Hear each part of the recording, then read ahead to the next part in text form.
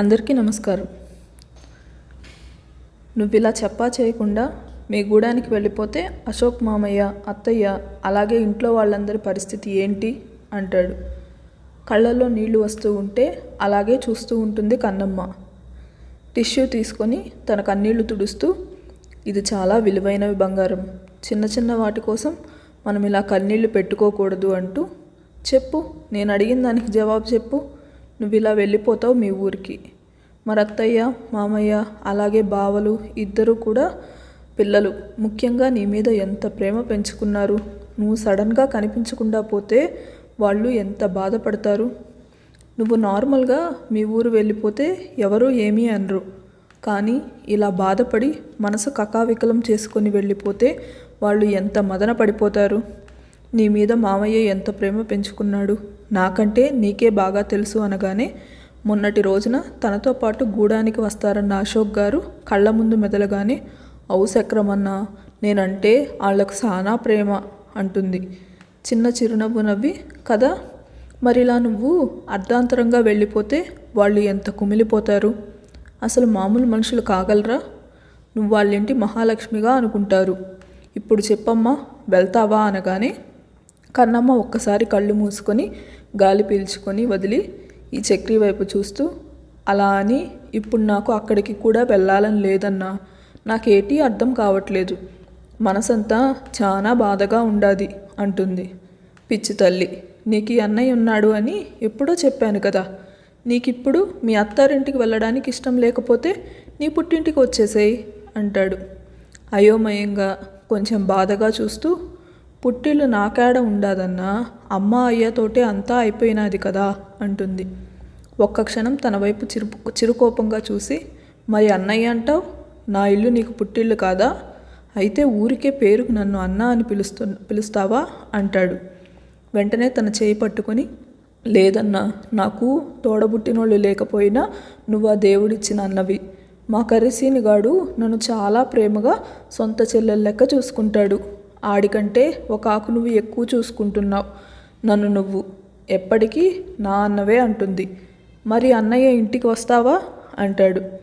ఒక్క క్షణం ఆగి, మరి నేను ఇంటికి వెళ్ళకపోతే దొర, అత్త కంగారు పడతారు కదా, పెదబాబా చిన్నబాబా అడుగుతారు, మేఘమక్క దీపమక్క అట్లాగే బుల్లెమ్మ బుల్లోడు అవ్వ తాత అనగానే చిన్న చిరునవ్వు నవ్వి, మరి ఒక్కరోజు కనిపించకపోతే వాళ్ళు బాధపడతారని అనుకుంటున్నావే, నువ్వు శాశ్వతంగా మీ ఊరికి వెళ్ళిపోతే వాళ్ళెంత బాధపడతారు అని.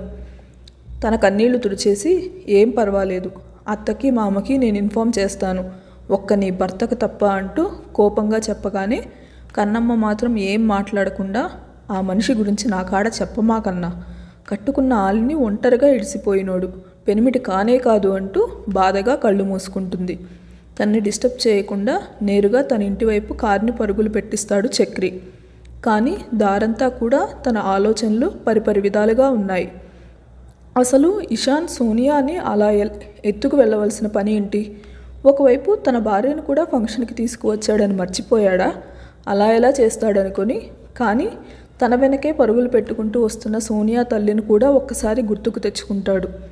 అసలు ఏం జరిగింది, మళ్ళీ ఏమైనా జరిగిందా నాకు తెలియకుండా అనుకుని, ఏం జరిగినా సరే ఏమీ తెలియని ప్లేసులో భార్యని అలా ఎలా ఒంటరిగా వదిలిపెట్టి వెళ్తాడు? రోజు రోజుకి వీడి ఆగడాలు ఎక్కువైపోతున్నాయి. ఒంటరి ఆడపిల్లను అలా వదిలేయడమేనా ఈ రాక్షసులు లాంటి మనుషుల మధ్య అనుకుని ఒక్క క్షణం కన్నమ్మ పరిస్థితి గుర్తుకు రావడంతో బాధగా కళ్ళు మూసి తెరిచి పక్కకు తిరిగి చూస్తాడు. మూసిన కన్రెప్పల చాటు నుండి కూడా కన్నీళ్లు కారిపోతూ ఉంటే గుండె చెరువైపోతుంది. చక్రికి ఏమని ఓదార్చాలో కూడా తనకి అర్థం కావట్లేదు. ఈ పరిస్థితికి కారణం కేవలం ఇషాన్ అని తలుచుకోగానే తన పిడికిలి బిగుసుకుంటూ ఉంది. సుమారుగా 1 గంట ప్రయాణం తర్వాత తను ఉండే డూప్లెక్స్ హౌస్ రావడంతో మెల్లిగా కార్ పార్క్ చేసి ఇటు సైడ్ రాగానే అలసిన మనసు మెదడుతో కన్నమ్మ చిన్నగా నిద్రలోకి జారుకుంటుంది. కానీ తన్ని డిస్టర్బ్ చేయాలనిపించలేదు. సరే, అసలేమైనా తిన్నదో లేదో అనుకుని వెంటనే ఫుడ్ ఆర్డర్ పెట్టేస్తాడు. తర్వాత మెల్లిగా డోర్ ఓపెన్ చేసి తన భుజం మీద మెల్లగా కన్నమ్మ అని తట్టి పిలుస్తాడు.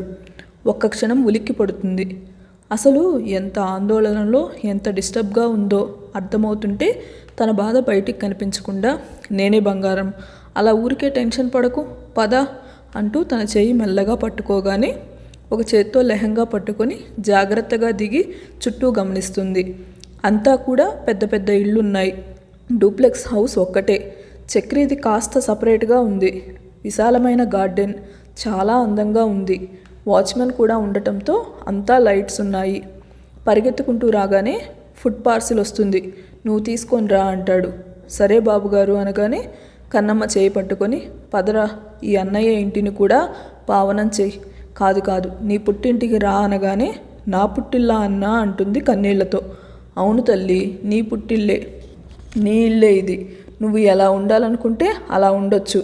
ఇంకొద్ది రోజులకి అమ్మా నాన్న కూడా వస్తారు అనగానే అయోమయంగా చూస్తుంది. నాకు తల్లిదండ్రులంటే నీకు కూడా తల్లిదండ్రులే కదా అనగానే అవునన్నా అంటూ తన కన్నీళ్లు తుడుచుకొని మెల్లిగా చక్రితో పాటు లోపలికి వెళ్తుంది. మొత్తం లైట్స్ అన్నీ ఆన్ చేస్తాడు. చాలా చక్కగా, చాలా విశాలంగా, చూడగానే నచ్చే విధంగా ఉండడంతో కన్నమ్మ అంతా చుట్టూ చూస్తూ ఉంటుంది. ఒకసారి కన్నమ్మ వైపు చూసి, కన్నమ్మ నువ్వు ఇక్కడే కూర్చో, నేను వెళ్ళేసి నీకేదైనా డ్రెస్ తీసుకొస్తాను అనగానే వద్దన్నా అని కంగారుగా అంటుంది. ఎందుకమ్మా అనగానే తల వంచుకొని పున్నమి నాటి వాళ్ళ ఆచారం చెప్తుంది. ఆ లెక్క ప్రకారం ముందు తన భర్త చీర ఇచ్చిన తర్వాతే ఎవరైనా బట్టలు తీసివ్వాలి. ఇషాన్ బట్టలు తీసిస్తాడన్న నమ్మకం చక్రికి కలగలేదు. ఆ క్షణం కన్నమ్మకి కూడా కలగలేదు. సరేమా, నువ్వు వెళ్ళి ఫేస్ వాష్ చేసుకో, అక్కడ వాష్రూమ్ ఉంది, అదే ముఖం కడుక్కొని రా అంటూ చూపించగానే ఒక సైడ్ ఉన్న వాష్రూమ్కి వెళ్తుంది. వెళ్తూ వెళ్తూ ఇషాన్ కోట్ అక్కడే ఉన్న సోఫాలో పెట్టి వెళ్ళి తను వేసుకున్న ఓణి భుజం చుట్టూ నిండుగా కప్పుకుంటుంది. మెల్లిగా తన ముఖం మీద నీళ్లు కొట్టుకొని ఎదురుగా అద్దంలో చూడగానే జుట్టు రేగిపోయి ఏడవటం వల్ల కళ్ళకున్న కాటుకంతా పక్కకు పోయి ఉంటే తన అత్తమ్మ పెట్టిన పూలు కూడా ఎలా అంటే అలా పోయి ఉంటాయి. ఒక్కసారి కళ్ళ ముందు జరిగిన సంఘటన మొత్తం ఎదురుగా కనిపిస్తూ ఉంటే గట్టిగా కళ్ళు మూసుకుంటుంది. ఆ మూసిన కనురెప్పల చాటున తన పెనిమిటి పరాయి ఆడదాన్ని అలా సొంత పెళ్ళాన్ని ఎత్తుకున్నంత స్వతంత్రంగా తీసుకుని వెళ్తూ ఉంటే, ఎందుకు పెనిమిటి నన్నట్టా ఒగ్గేసిపోయినావు? నీకు నేనంటే అసలు ఇష్టమే లేదని నాకు తెలుసు, కానీ ఏ కోసానా తాళి కట్టిన ఆలి మీద ఇసుమంత కూడా ప్రేమ లేదా?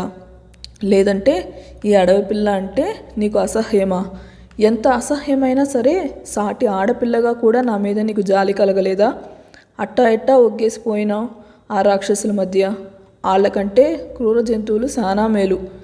ఏదేమైనా పెళ్లి చేసుకున్న పెనిమిటికి ఆ ఇల్లాలి మీద ఇసుమంత కూడా ప్రేమ లేకపోతే ఆ ఇల్లాలి పరిస్థితి ఎట్టా ఉంటుందో నన్ను చూసి చెప్పుకోవచ్చు రేపటి జనాలు అంటూ తన మీద తనకే జాలి కలుగుతూ ఉంటే విరక్తిగా నవ్వుకొని ఒక్కసారి తన మెడలో ఉన్న జ్యువెలరీ వైపు చూస్తుంది.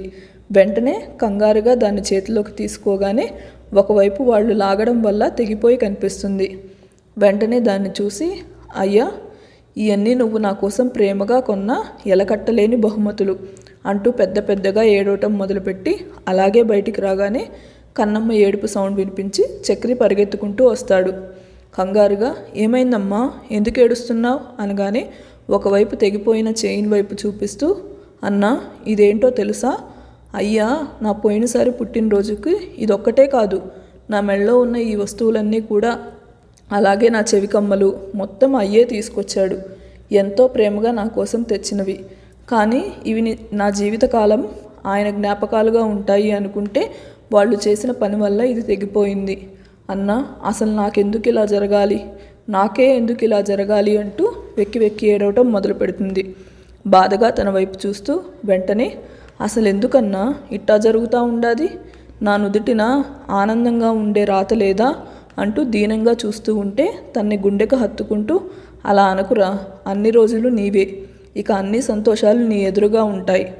ఒక అన్నగా నీకు ప్రామిస్ చేస్తున్నాను నీకు అని ఒక్క క్షణం ఆగి నీ మీద ప్రమాణం చేసి చెప్తున్నానమ్మా. ఈ క్షణం నుంచి నువ్వు సంతోషంగా ఉండటమే నాకు కావాలి. అందుకేమైనా చేస్తాను నేను. అసలు నువ్వు ఇలా బాధపడవలసిన అవసరమే లేదు. అది ఇదివరకెట్లాగా చేసి ఇచ్చే బాధ్యత నాది. తండ్రి తర్వాత తండ్రి లాంటివాడు అన్న అంటారు కదా, మరి అన్నయ్య నీకు ఈ బహుమతిని తిరిగి ఇలాగే తెస్తాడు. నువ్వు ఏడవకమ్మా, నువ్వేడిస్తే అసలు ఏమీ బాగోలేదు.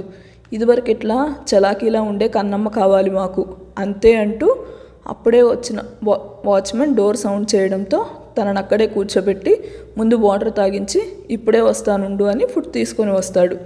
కన్నమ్మ మాత్రం బాధగా తెగిపోయిన ఆ లాంగ్ హారం వైపు చూస్తూ ఉంటుంది. మనసుకు ఎంత సర్ది చెప్పుకున్నా కూడా ముక్కలైన మనసు ఒక పక్క, గాయమైన హృదయం మరో పక్క. ఇప్పుడు తండ్రి ఇచ్చిన బహుమతి అలా అవ్వడం ఏది కూడా కన్నమ్మ అంత ఈజీగా తీసుకోలేకపోతుంది. అలాగే దానివైపు స్తబ్దుగా చూస్తూ ఉండిపోతూ ఉంటే ఒక ప్లేట్లో తెచ్చిన ఫుడ్ పెట్టేసి తినమ్మా అంటూ తన నోటి దగ్గర పెడితే కన్నీళ్లతో అలాగే చూస్తూ, అన్నా ఏటి అనుకోవద్దు, నిజంగానే నాకు తినాలని లేదు, మనసు బాగాలేదు, అలాగే నా మెదడు కూడా బాగోలేదు, అమ్మ అయ్య బాగా గుర్తొస్తూ ఉండారు అంటూ మరో మాట్లాడకుండా కూర్చున్న సోఫాలోనే అలాగే కళ్ళు మూసుకొని ఒకవైపుకు ఒదిగి పడుకుంటుంది. ఆ క్షణం గుండె తరుక్కుపోయింది చక్రికి. ఎంత బాధ లేకపోతే అలా ఉంటుంది అనుకుంటూ ఆ భోజనం ప్లేట్ అక్కడ పెట్టేసి ఏం చేయాలో అర్థం కాక అలాగే చూస్తూ క్షణానికి ఇషాన్ మీద కోపం పెరిగిపోతూ ఉంటే గట్టిగా కళ్ళు మూసుకుంటాడు. ఇక్కడ ఇషాన్ మాత్రం తనని కారులో కూర్చోబెట్టగానే వాళ్ళు ముందే ప్లాన్ చేసుకున్నారు కాబట్టి సోనియా తండ్రి నేరుగా వాళ్ళు అనుకున్న హాస్పిటల్కి తీసుకువెళ్తాడు. అది నాటకమైనా సరే రియల్ పర్ఫార్మెన్స్ చేస్తూ ఇద్దరూ కూడా ఏడుస్తూ ఉన్నారు. అదంతా నిజం అనుకుంటాడు ఇషాన్. తను మాత్రం బలవంతంగా ఇషాన్ భుజం మీదే పడుకొని తన ప్లాన్ సక్సెస్ అయినందుకు మనసులోనే డ్యాన్సులు వేయడం మొదలు పెడుతుంది. హాస్పిటల్ రావడంతో ఈసారి పూర్తిగా స్పృహ తప్పినట్టు యాక్షన్ చేసి ఇషాన్ ఒళ్ళో పడిపోతుంది. బాబుగారు మాత్రం అదంతా నిజం అనుకొని కంగారుగా తన చెంపలు తట్టి లేపుతూ ఉంటే తను మాత్రం ఎంతకీ కళ్ళు తెరవదు. నేరుగా ఐసీయూలోకి తీసుకుపోతారు. ఈ డాక్టర్ ఏమో పావలా చేయమంటే దానికి రూపాయి పావలా యాక్షన్ యాడ్ చేసి చాలా డేంజర్ పొజిషన్లో ఉంది, అది ఇది అంటూ నానా హంగామా మొదలు పెడతారు. ఇషాన్ ఐసీయూ బయటే ఉండిపోతాడు. లోపలికి ఎంట్రీ లేస్తారనగానే తన తల్లిదండ్రులు మాత్రం టెన్షన్ పడొద్దు, ఒకరికొకరు ఓదార్పు యాత్రలు మొదలు పెట్టుకుంటారు. ఒక నర్స్ పాప బయటికి వచ్చి ఆ యాక్షన్ సీన్లో భాగంగా సార్ అర్జెంటుగా ఈ మెడిసిన్ తీసుకురావాలి అని చెప్తుంది. సోనియా తండ్రి ముందుకు రావడంతో మీరుండండి నేను తీసుకొస్తాను అని తను హాస్పిటల్లోనే ఉన్న ఇంకొక మెడిసిన్ ఉండే ఏరియాకి వెళ్ళి అక్కడ ట్యాబ్లెట్స్ అలాగే ఇంకో ఇంజెక్షన్స్ తీసుకుంటూ ఉంటే పక్కనెవరో త్వరగా రండి, నాకు ఇక్కడ ఏమీ బాగోలేదు, ఈ హాస్పిటల్ అంటేనే నాకు ఒక రకమైన భయం అనేసరికి ఆ పక్కనే ఉన్న అతను మాత్రం ఊరికే భయపడకు, హాస్పిటల్లో అందరూ మనుషులు, అలాగే డాక్టర్లు ఉంటారు, దెయ్యాలు ఉండరు, ప్రతిదానికి భయం అంటావు అనగానే ఆ అమ్మాయి మాత్రం తన భర్త చేయి పట్టుకొని నువ్వేమైనా అనుకో, నా భర్త పక్కన ఉంటే అదో ధైర్యం అనగానే ఒక్కసారిగా తనకి కన్నమ్మ గుర్తొస్తుంది. చేతిలో మెడిసిన్ ప్రిస్క్రిప్షన్ తన ప్రమేయం లేకుండానే చేయి జారి కింద పడిపోతుంది. నాకేడేమీ బాలేదు పెనిమిటి, నాకు చాలా భయంగా ఉండాది, నన్ను నొగ్గేసిపోమాకు అంటూ దీనంగా అడుగుతూ ఉన్న కన్నమ్మ కళ్ళ ముందు మొదలటంతో ఒక్కసారిగా గాడ్ అంటూ జుట్టు పట్టుకొని అలా ఎలా వదిలేశాను నేను తన్ని, అక్కడ ఒంటరిగా, తనకెవరూ తెలియదు కదా, ఈ టెన్షన్లో పడి అసలు మర్చిపోయానేంటి. క్షణంలోనే ఒళ్ళంతా చెమటలు పట్టేయడంతో వెంటనే అక్కడున్న నర్సు వైపు చూస్తూ సిస్టర్ ఇప్పుడు ఐసీయూలో జాయిన్ చేసిన అమ్మాయికి మెడిసిన్ ఇచ్చేయండి అంటూ మారు మాట్లాడకుండా ఆ అమ్మాయి పిలుస్తున్నా పలకకుండా నేరుగా కార్ పార్కింగ్ దగ్గరికి వెళ్ళిపోతాడు. అసలు ఎలా వెళ్ళాడో తనకే తెలియదు. వెంటనే కార్ అన్లాక్ చేసేసి డ్రైవింగ్ సీట్లో కూర్చొని జెట్ స్పీడ్లో కార్ని పరిగెత్తించడం మొదలుపెట్టాడు. దారంతా కూడా అసలు ఏమీ ఆలోచించే స్థితిలో లేడు. వెంటనే తన మొబైల్ తీసుకొని ప్రకాష్ గారికి ఫోన్ చేయగానే అప్పుడే గెస్ట్లందరూ కూడా వెళ్ళిపోతూ ఉంటే వాళ్ళకి సెండ్ ఆఫ్ ఇస్తారు. మొబైల్ రింగ్ అయ్యేసరికి అది కూడా ఇషాన్ చేస్తూ ఉంటే కాస్త ఆశ్చర్యంగా హలో ఇషాన్ అనగానే అంకుల్ అక్కడ నా వైఫ్ ఉంది కదా, తన్ని కొంచెం చూస్తూ ఉండండి. ఆయన అయోమయంగా వాట్, నీ వైఫ్ ఉండడం ఏంటి ఆ మాట అనగానే సడన్ బ్రేక్తో కార్ ఆపేస్తాడు ఇషాన్. నెక్స్ట్ ఏం జరిగిందో తెలుసుకోవాలంటే ముందు